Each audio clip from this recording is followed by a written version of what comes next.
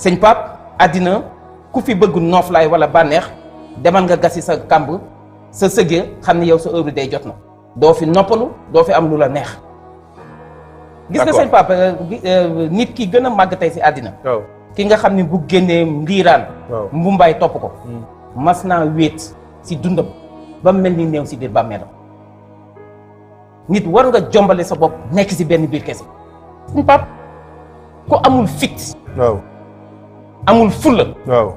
amul fayda. gëmul xam-xam. mënul partir de zéro ou de rien. maanaam amul le goût de l'audace. amul le sens du risque. mënul entreprendre. est-ce que xam nga ni sama wajuru jigéen tey. bis bu liggéeyoon sama kër bàyyi sonn fa lool. taman aw ma fit sëñ Pape liggéey ba du ma si jot. Pape man bi ma yàlla dimbali na bi ma ganee àddina ba nëgë ni li ma jotoo am akas néew. donte amaguma dara j'en suis à mes débuts. wala yàlla seetlu na ko ak yonent bi sallallahu alayhi wasallam. mais bëri na lu ma réaliser. fit moo ma ko may. fit man boo génnee woon gaynde si mbedd mi ñeme naa ko ruux. yàlla du yónni yambar. wala yi. wallahi al azim tapet amul. seen kuréel tapet amul. est-ce que xam nga ni yàlla musul yónni am yambar wala ko ragal. borom xol bu lëndëm soxor ñuul kukk yàlla du ko jiital ci kanamu askanam. empathie mooy lan. empathie mooy bëgg doomu aadama mooy philanthropie mooy bëgg nit ba doo ko gëmee jël sa énergie yépp concentré ko si lu ko jëmee kanam ak lu ko sauvé loolu mooy philanthropie loolu mooy empathie. et c'est dans ce sillage-là que se trouve le leadership et le développement personnel. donc je lance un appel à la jeunesse. amul taw bu dul sewet amul guddi gu bët dul set seen papa. taw lu mu fort ak lu mu yàgg ak lu mu daaneel ay tabax si tekk lay mujj. guddi loo fanaanoo xiif fanaanoo feebar fanaanoo wàccu fanaanee mar bët dina ma sa set kon rikki waay bu robinet bi tëjee bu naan potit ndax robinet dina ubbiwaat.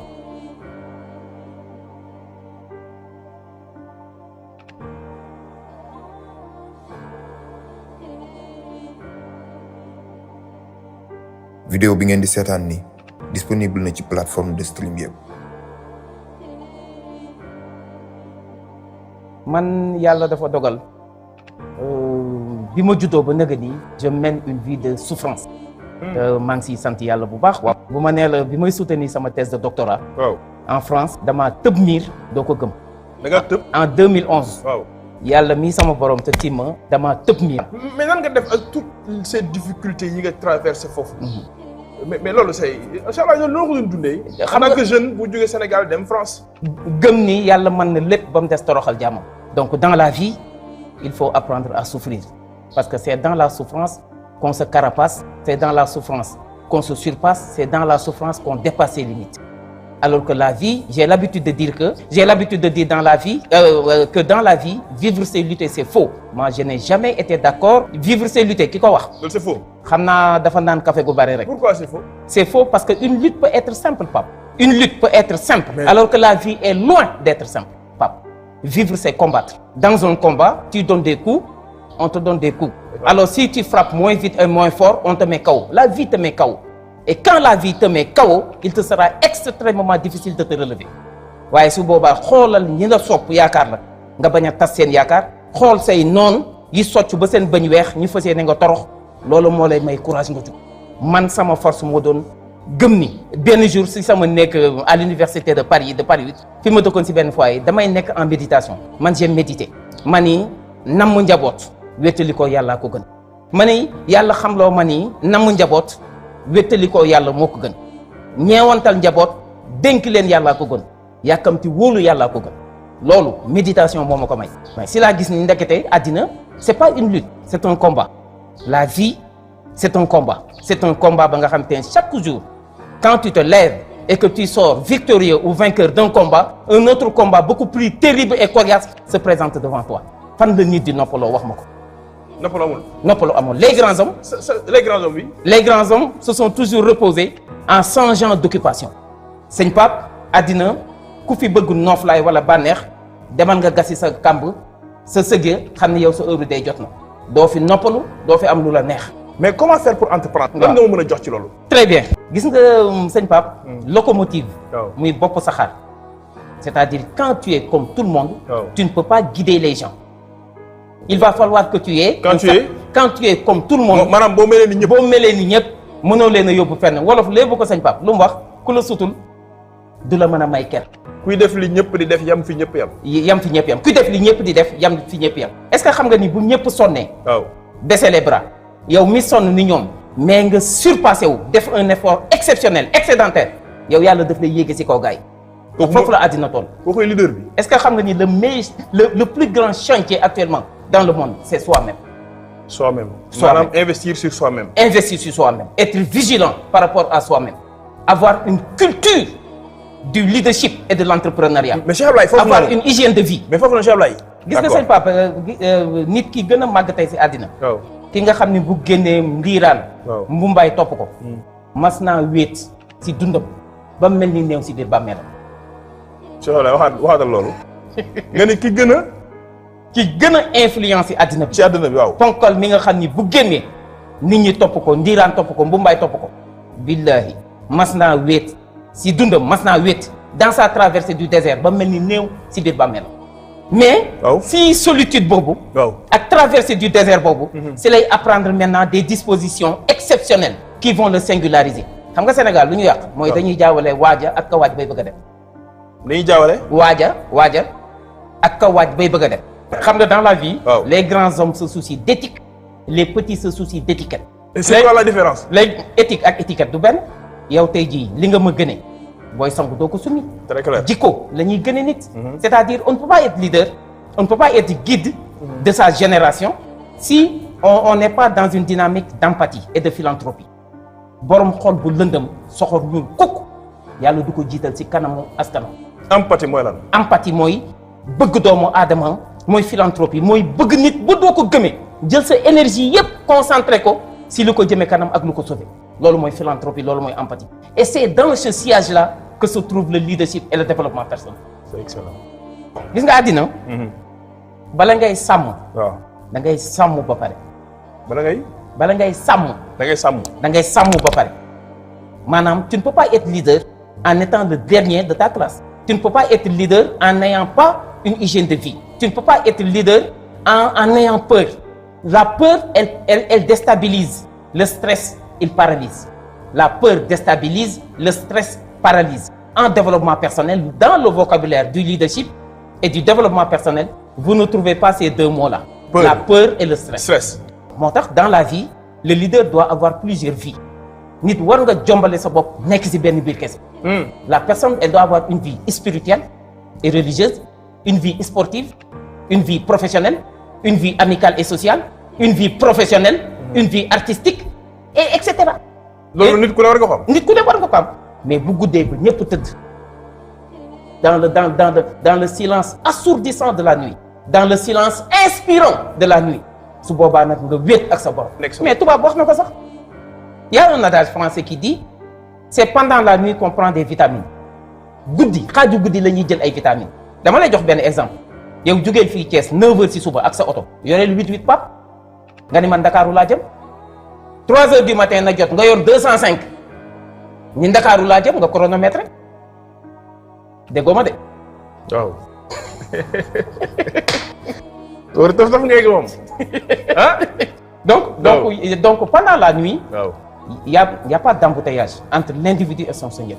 La route, elle est bien. La route, elle est dégagée.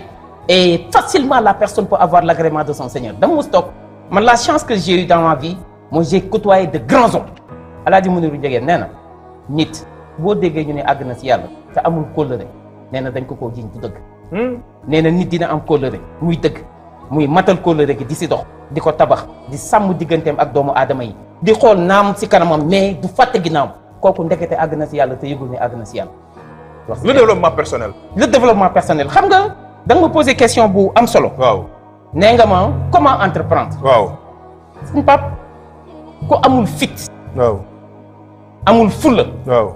amul fayda. waaw. gëmul xam-xam. mënul partir de zéro ou de rien. waaw. maanaam amul le goût de l'audace. waaw. amul le sens du risque. mënul entreprendre. yëpp ko amul mun entreprendre. mënoo entreprendre. entreprendre ça commence par apprendre. par sëñ Pape. par apprendre. Entreprendre commence par apprendre. déggoo ma de si tu n'apprends pas si tu n'es pas adepte du savoir si tu n'es pas adepte du savoir entrepreneurial tu ne peux pas être un bon entrepreneur. loolu la yàlla waxoon yonent bi sax law kunta fazzan alizan qalbi lan faddu min hawlik. boo doon tëju wala nga sévère wala ngay ñàngal sa kanam gars yi du ñëw. loolu la ko ils se seront détournés de toi. ils se seront détournés de toi. njiit. wallahi al azim nee naa la sànq Sénégal dañuy jaawale waaja ak ka waaj bay bëgg a dem. yow tey jii dem nga màkk ñëw nga man musuma dem màkk du ñu bett man chaque année ma waaj gunge gars yi ba angaar ba. dëgg la de. gunge gars yi ba angaar ba sëñ bi ñëw. waaw mënumaa yóbbu kenn màkk. mais yow mi dem demaat ñëw dem 19 fois. waaw mais sëñ bi ku la neex yóbbu ko màkk ku ànd ak yow màkk du réer du jaaxle. kon bu ñu jaawalee waaja ak ka waaj bay bëgg a dem waaja mooy le leader waaja mooy l'entrepreneur. entreprendre ça commence par apprendre. quand tu maanaam boo amul fit.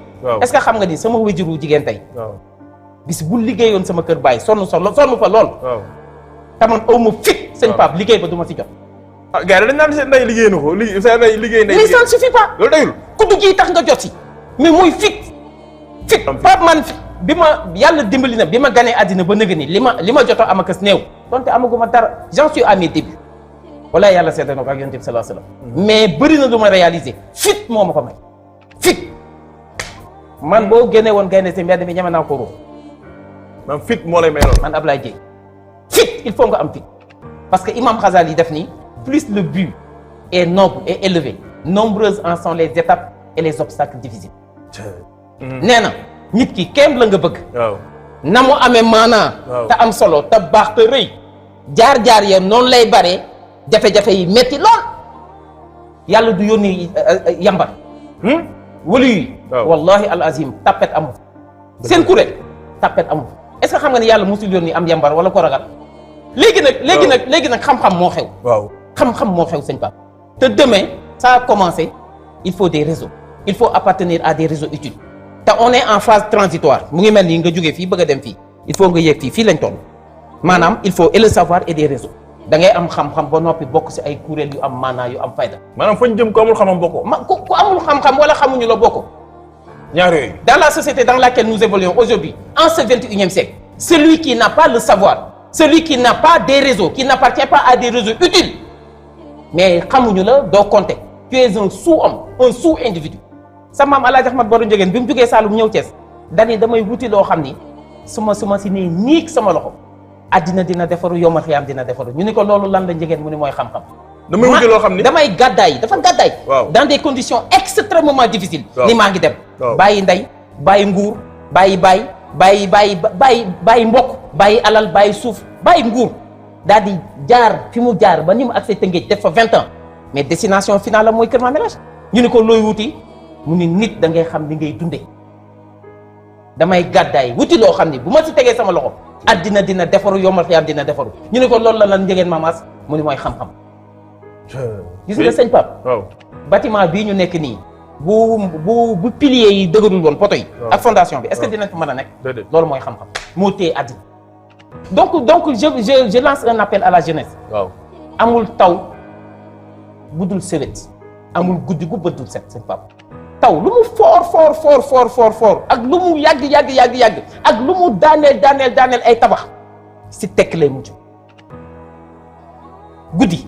loo fanaanoo xiif fanaanoo feebar fanaanoo wàccu fanaane mar bët dina ma sa set kon rëkk waay bu robinet bi tëjee bu naan potit ndax robinet dina ubbiwaat et c'est ça la motivation symbolique mooy yëgal nit ñi yëg li ñuy yëg te di taxaw si seeni soxla mooy motivation symbolique max la lu wala foofu waaw koo yëg koo teral tëral ko koo toroxal toxal ko Nelson Mandela est-ce que xam nga ni mësul interrompre nit kuy wax ak moom ah Nelson Mandela. waaw man j'étudie la vie des grands hommes man li ma yor si ay téere qui traite de la vie des grands hommes xaw ma sax nu mu toll. Nelson Mandela il n'a jamais interrompu quelqu'un qui lui parle quand tu t'adressais à Nelson Mandela il avait un sens de l'écoute extrêmement développé. sens de l'écoute lu am solo sens de l'écoute lu am solo la. est-ce que xam nga ni Pape on n'interrompt pas une personne qui parle. maanaam nit ki ñëw di wax ak yow. nga di ko dof rek ko koy def mais Mandela boo paree. waaw boo waxee ba pare. waaw. bu jëlee parole bi mënoo fexe ba dagg ko. gëm sa bopp. en tout cas dina la déglu moom. les 3C dina la déglu du bouger lu dul pare woo waaye cey boo pare ba Mandela jël parole bi di la tontu gis nga boo jéemee dugal baat day fermer foofu mënoo fexe ba jël parole bi parce que nee na bi ngay wax damaa am humilité wu déglu la mais sa waay dinaa am fu lay réclamer si yow de toi nga déglu ma. très clair.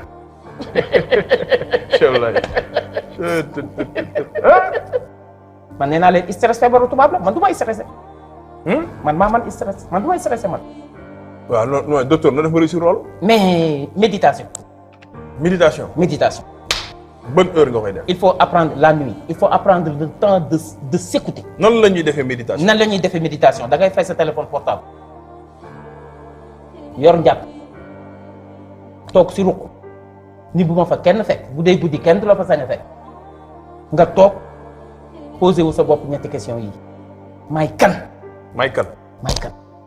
may kan. du Pape Thioune. réponse bi du Pape Thioune de réponse bi du Abdoulaye Idrissa Dièye de may kan mooy man lan laa wut si fii si àddina li ma fii wut si lan moo ma koy may di ma ko yombal lan moo ma koy xañ ñetti question yi loolu may kan lan laay wut si fii si àddina mooy lan laay wut si man fii si àddina hasard amul le hasard c'est l'ignorance de la cause le hasard n'est que l'ignorance de la cause quand on ne connaît pas la cause on incrimine le hasard beneen bi li ma fii wut si lan moo ma koy yombal lan moo ma koy may nga laaj sa bopp loolu. nga laaj sa bopp loolu lan moo ma koy may. lan moo ma koy may lii ma bëgg je veux être le président de la République du Sénégal par exemple wala je veux être un directeur de société par exemple mais loolu ba wan yoon laay jaar ba àgg sax lan moo ma koy may mais faaw ma jàng faaw ma yaru faaw ma sàmm faaw ma bëgg xam-xam faaw may déglu RFI faaw may liir waaw waaye lii ma bëgg waaw mais lu ma koy xañ lan moo ma koy xañ. lan laay def ba ñàkk ko lan mooy li nga xam ni bu ma ko defee wan yoon wi nga xam ni su ma fa jaaree mais li may wut du ma ko am sa xel daf la koy jox parce que quand tu médites tu te décomptes lan moo ma koy xañ. après loolu nga identifier ko. waaw di ko moytu ba. di ko moytu. foo toll di ko moytu am ñaar yooyu si sa kanam may kan lu ma fi wut si lan moo ma koy may lan moo ma koy xañ. te loolu boo ko defee. volant baa ngi noonu. docteur di nga am réponse. mais volant baa ngi noonu toog nga ci chaise bi mais volant baa ngi noonu 9h15 may kan lu ma fi wut si li ma fi wut si ak li ma bëgg lu ma koy may 9h mais li ma bëgg ak fa ma bëgg a àgg lan moo ma koy xañ écart ma téye bu baax di daw. mooy tax egg fa nga jëm. mooy tax a àgg fa nga jëm te surtout Pastef di wax ni Sénégal nañu xam li ñu am gis nga sëñ Pape am dara te xamoo ko ñàkk ko sax te xam ko moo ko gën. dëgg la. dans la vie c'est-à-dire la force de l'Afrique et des Africains c'est l'immense potentiel culturel et culturel qui dort en chaque Africain et qui constitue son ADN en termes de socialisation. Nous avons les meilleures normes, nous avons les meilleures valeurs, nous avons l'une des meilleures cultures. Il n'y a pas de culture supérieure ni de culture inférieure. Il n'y a que des cultures qui se valent. Il est temps que les Africains s'approprient leur réalité culturelle et leurs références culturelles. On a les meilleurs héros partout dans le monde.